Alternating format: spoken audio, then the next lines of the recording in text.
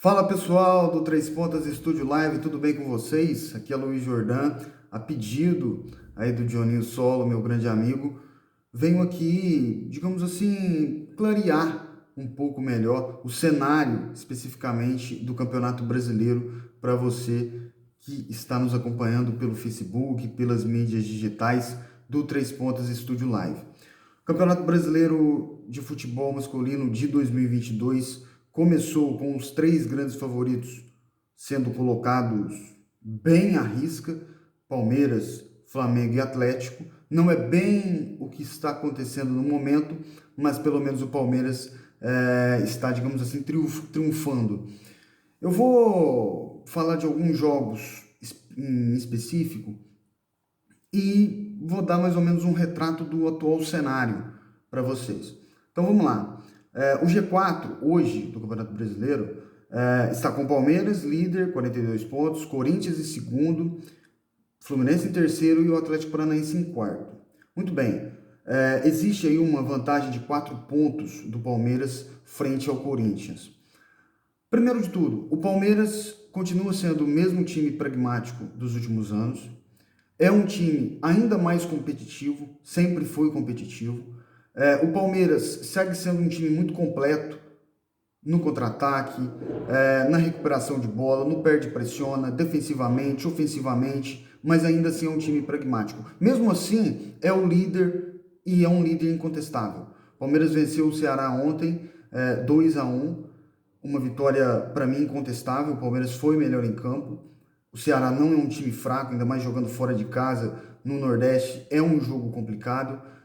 Mas o Palmeiras tem peças fundamentais. O Palmeiras hoje tem o Scarpa jogando muito bem, ainda mais que o Rafael Veiga, depois da lesão, obviamente, ainda está voltando, ainda está se adaptando aos poucos. O Scarpa está tendo mais crédito e mais protagonismo nesse Palmeiras.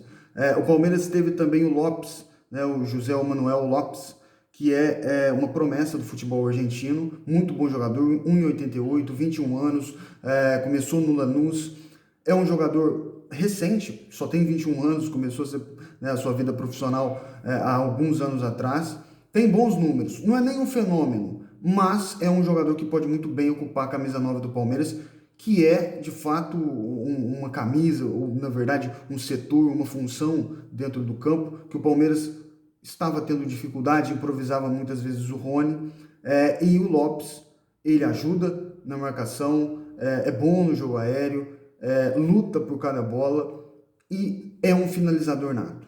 É um finalizador nato. O que falta ao Palmeiras hoje ainda é matar os jogos. Matar os jogos, concluir os jogos de uma vez por todas. O Palmeiras muitas vezes é um time que tem dificuldade para matar o jogo.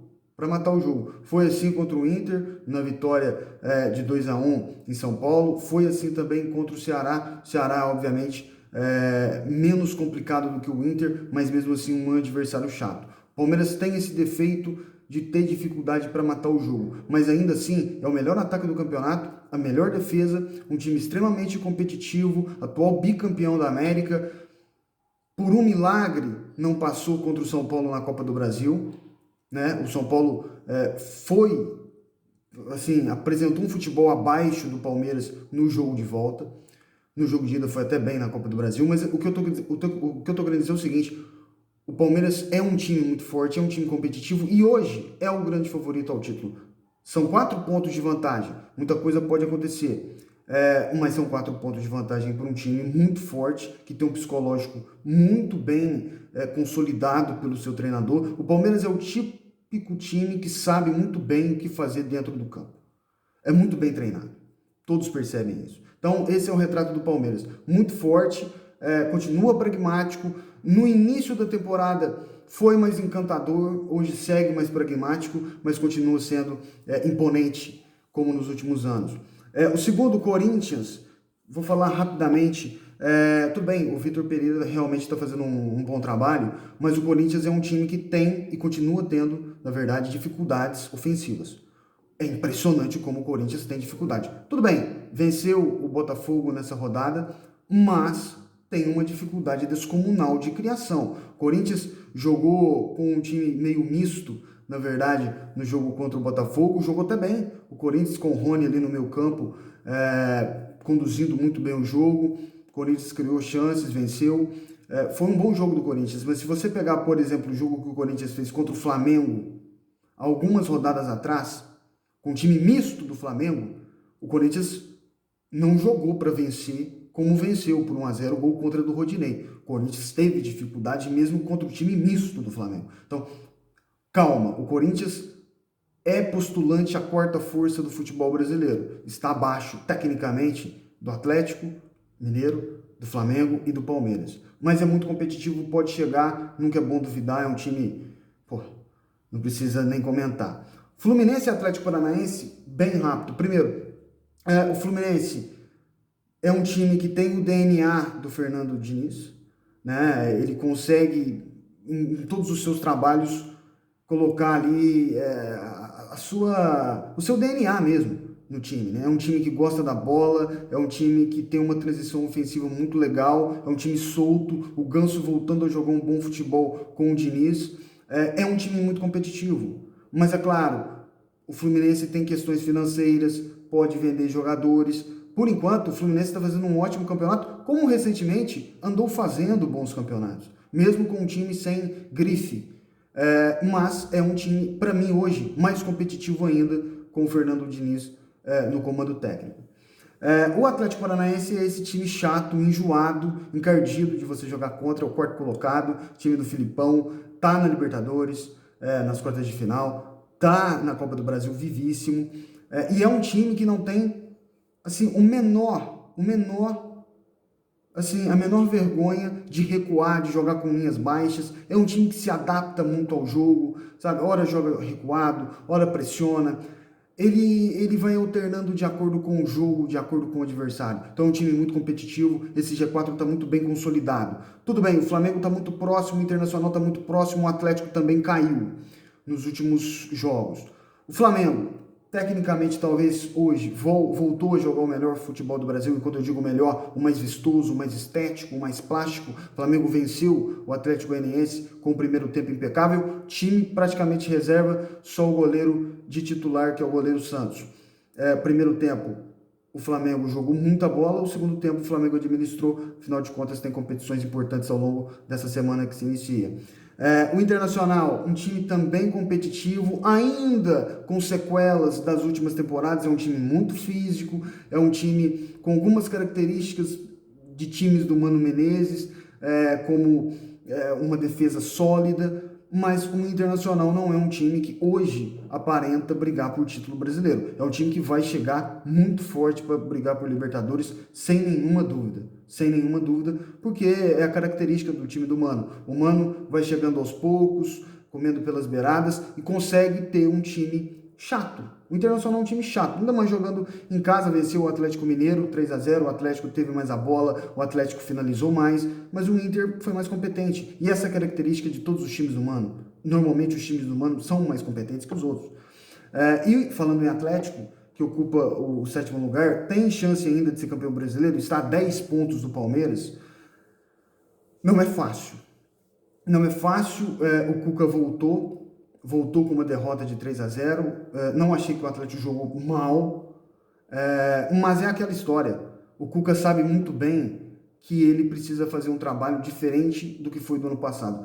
Se o Cuca achar, ou se o Atlético achar que se repetir o mesmo trabalho do ano passado conquistará títulos, eles estão completamente enganados. O Cuca conhece muito bem o plantel, sabe que o plantel precisa principalmente de confiança, ele disse isso após o jogo na entrevista coletiva, e o Atlético falta confiança. O Atlético muitas vezes entra em campo, parece que não tem sangue nos olhos, né, como costuma dizer na linguagem da bola. O Atlético muitas vezes tem um toque muito refinado, um jogo muito técnico, jogadores muito técnicos, muito talentosos. O Hulk já não está vivendo uma grande fase, mas ainda assim é um ano mágico do Hulk. Se você pegar os números, o Hulk está fazendo um excelente ano, como foi o ano passado. Mas nesses últimos jogos caiu um pouco de produção, porque o time caiu de produção. E é natural que caia. Mas o Atlético vai ser muito cobrado, porque ele demonstrou um futebol de alto nível ano passado.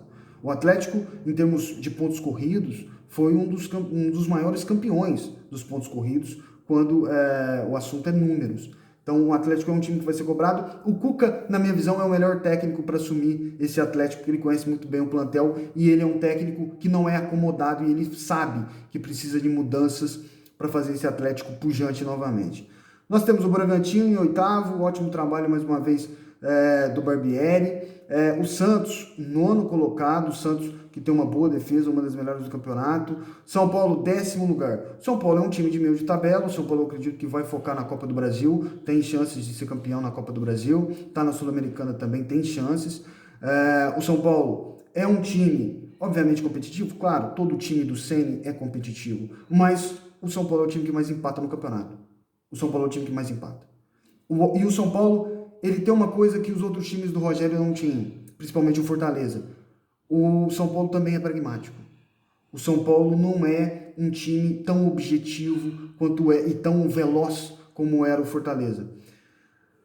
Goiás, 11º. Goiás é um time que pode brigar para não cair. Essa, pelo menos, eu acho que é a primeira meta do Goiás, não cair. Mas está bem posicionado, embora a posição possa enganar, principalmente porque os pontos podem estar próximos e você pode se enganar nesse jogo de posição. 12º Botafogo. O Botafogo nas últimas 5 partidas só venceu um jogo e perdeu 4. Então o Botafogo não vive um bom momento, vive um momento de queda e de atenção redobrada, porque o Botafogo já frequentou muitas vezes a Série B e fez investimento para ficar na Série A. Temos também o América, 13º. O América nos últimos 5 jogos, 3 derrotas e 2 vitórias. O América é um time que oscila bastante, tá? Tanto em casa quanto fora. Ele tanto pode te surpreender negativamente quanto positivamente. Mas é um time que, volto a dizer, ano passado eu dizia que o América ia ficar na Série A após o primeiro turno, porque estava na cara que ia ficar na Série A. Eu digo ficar na Série A porque o América é conhecido, por ser um time que sobe e desce, sobe e desce. Ano passado foi muito sólida a campanha do América, para o nível do América, obviamente, e esse ano o América não está mal, mas o América não está tão bem como estava o ano passado. Então, precisa de atenção também redobrada. O Ceará, 14º colocado, time chatíssimo, não está fazendo a mesma campanha que fez recentemente, nos últimos anos, em alguns anos em específico, mas ainda assim é um time muito, muito tradicional, muito forte, e é um time que pode sim brigar ali por um G8, quem sabe, mas hoje, nesse atual momento, que se inicia o segundo turno, obviamente que o Ceará foca muito mais em se afastar da zona de descenso. Avaí é o primeiro fora da zona de rebaixamento. O Avaí também é uma incógnita. Nos últimos 5 jogos, perdeu 4. Então o Avaí também está em queda livre. E é um time que não tem plantel, obviamente é um time que não tem grandes pretensões na Série A. A grande intenção dele é permanecer na elite. E o Avaí veio com essa intenção, está na Série A com essa intenção. Por enquanto tem uma briga complicada porque a gente tem o Fortaleza, querendo ou não, na 18ª colocação, é um time que tem potencial para avançar, para subir, para melhorar, para progredir. Enquanto isso, o Avaí é um time que está flertando com a zona de rebaixamento. Então, essa troca pode acontecer. Claro, isso, obviamente, é uma projeção. Mas o Avaí, nesse momento, é o time que está mais preocupado com a zona de rebaixamento, porque ele está muito próximo e ele caiu de produção rapidamente. O Curitiba, que é o 15º, Curitiba que foi campeão paranaense esse ano. Curitiba, que começou o campeonato bem até, é um time que aos poucos vai demonstrando as suas dificuldades naturais, mas ainda assim é um time que costuma pontuar. Para você ter uma base, você tem o Curitiba algumas peças interessantes, tanto no ataque quanto no meio campo. Não é um grande time, não tem um grande plantel, mas tem peças que são destaque. O Curitiba é um dos poucos times desses que podem brigar para não ser rebaixado, para não serem rebaixados, que tem condições de permanecer na Série A. É um time que tem aonde se apegar, tem aonde, segurar. Muito mais, inclusive, na minha opinião, que o Avaí. A zona de rebaixamento, para finalizar esse vídeo, essa avaliação, esse retrato de momento da Série A, a zona de rebaixamento tem Cuiabá, Fortaleza, Atlético Goianiense e Juventude. O Cuiabá, nos últimos 5 jogos, ele tem 2 vitórias, mas não se engane. Nos últimos 3 jogos, ele tem 2 derrotas e um empate. Então, ele está num momento de queda. Embora ele seja um time que oscila também. E ele tem condições de propor algo mais. Cuiabá, por mais que não tenha um grande elenco, um grande orçamento, um grande plantel, a gente sabe disso. Mas ele, assim como o Curitiba, ele tem da onde tirar leite de pedra, né? O Fortaleza, o principal deles. O Fortaleza é um time que recentemente tem feito campanhas gloriosas.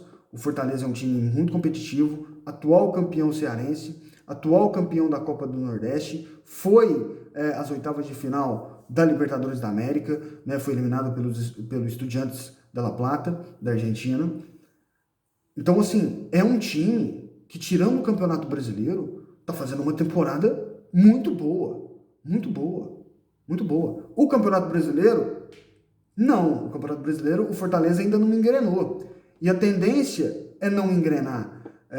O Fortaleza, eu não imagino o Fortaleza saindo da 18ª colocação para brigar por G8, por exemplo, por G6. Eu não vejo essa possibilidade. Existe essa possibilidade? Claro que existe, mas eu não vejo assim com tanta facilidade assim, porque é um time que não tem essa característica. É um time muito forte, mas que ainda não engrenou. E não precisa necessariamente engrenar. Para o Fortaleza sair dessa zona de desconforto, essa zona de descenso, ele precisa ali, se ele tiver 2 vitórias seguidas em uma combinação de resultados, ele sai. Às vezes até com menos, mas né, eu estou colocando 2 vitórias para não haver debate. Se ele conseguir 2 vitórias ali e uma combinação de resultados, ele sai da zona de rebaixamento.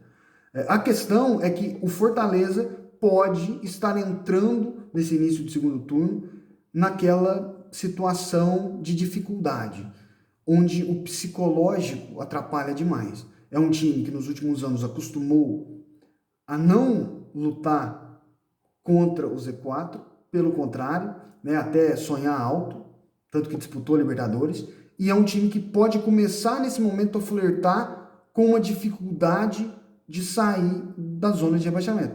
Muitos times têm essa dificuldade. E o Fortaleza pode ser que venha a cair também nessa dificuldade. Atlético Goianiense e Juventude, para mim, são 2 favoritos ao rebaixamento.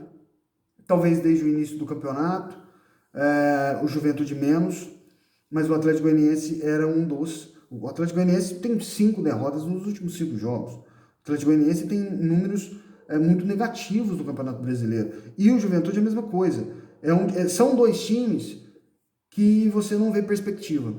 Claro, tem capacidade, tem possibilidade, óbvio que sempre tem, é futebol, é esporte, mas não vejo perspectiva desses 2 times fazerem uma campanha agora diferente. Claro, estamos iniciando o primeiro turno, ainda tem muito campeonato pela frente, principalmente visando o título, mas eu vejo com dificuldade a questão do Atlético Goianiense e do Juventude. Para mim, hoje, assim, se você pegar um retrato que eu estou fazendo aqui hoje, são os 2 favoritos ao rebaixamento, faltam mais 2 vagas, e aí você tem, obviamente, brigando, principalmente Curitiba, Avaí, Cuiabá e Fortaleza, brigando contra, obviamente, essas vagas, ninguém quer ser rebaixado.